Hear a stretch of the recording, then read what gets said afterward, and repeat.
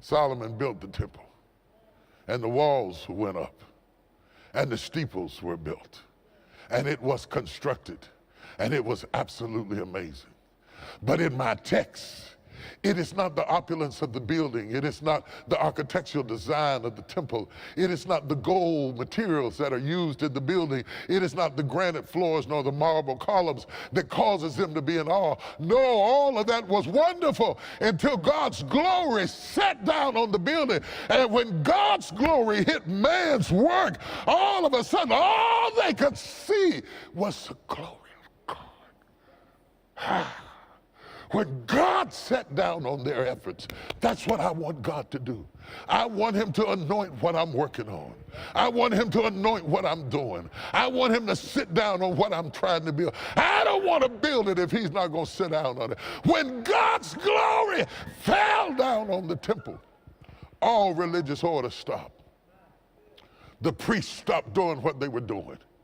All the Levites were standing there in awe. They were ready to play the instruments that David had created.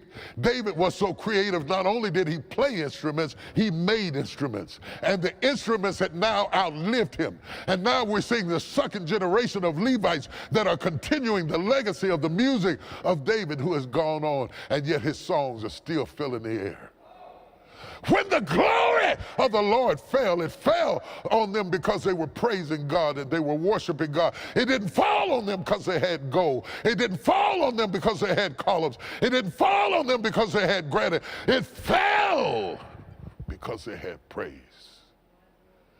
And when the praises went up, the glory came down. And the glory came down so strong that the priests had to be still and the Levites had to stop because God had taken over the room.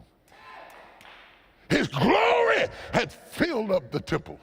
It had filled every room, every cul-de-sac, every avenue, every closet, every corner was filled with His glory. I pray that right now the glory of God would get in your house.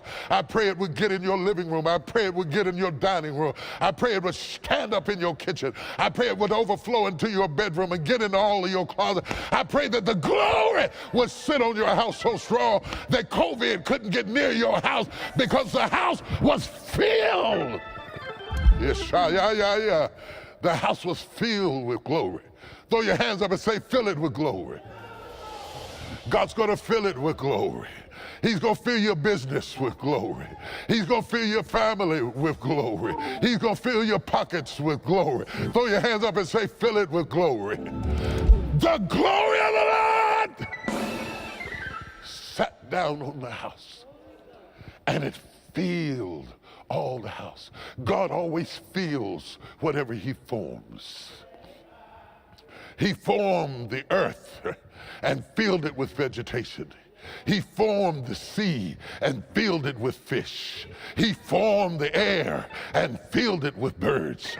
He formed the tabernacle and filled it with furniture. He formed the holies of holies and filled it with glory. He formed man and filled him with breath. Whenever you see God form a thing, He will always fill whatever He formed. What we are looking at in this text is that opiate, that moment, that crystallized, stellar, significant, unforgettable moment when the divine touches the human, when the celestial touches the terrestrial, when that which is above us comes and sits down amongst us, when grace and truth are met together, when mercy and peace have come together, when the holy and the human collide in an exodus of praise so powerful that it crescendos all through the chapter. It was so strong that Solomon got scared he might lose it.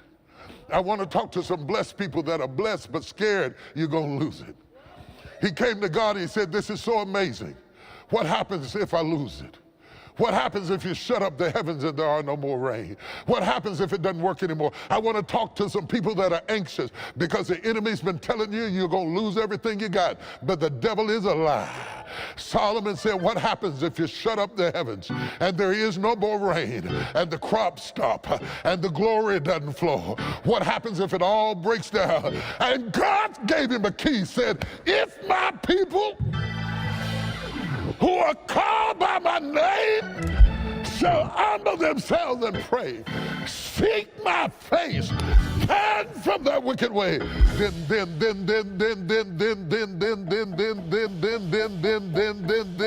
slap your neighbor and say, then will I hear from heaven. I will forgive their sins, and I will heal their land.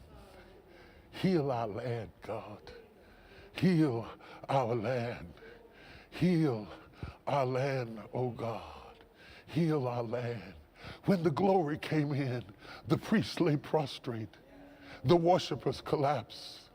The people all over Israel were standing in amazement, gazing up at the presence of God, almost in a daze, experiencing the power of God coming from the presence of God. But what they did not see, they saw the glory. They saw the labor.